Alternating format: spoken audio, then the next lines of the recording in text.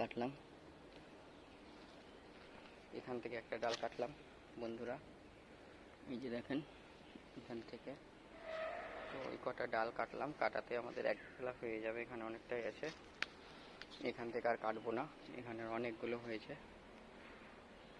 শাক অনেকগুলো হয়েছে।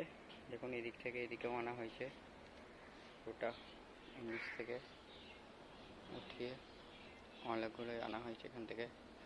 এবার এটাও আর একদিন খাবো, 2-4 দিন পর, তখন কাটাটা দেখাবো। এই যে দেখুন, এটা কেউ বলবে দেখুন কত বড় বড় কলমির পাতা, কালকে 14 শাকে চলে যাবে, কালকে 14 শাকে খাওয়া হবে। কত বড় বড় কলমির পাতা হয়েছে দেখুন, খানমান হয়েছে, কচু হয়েছে।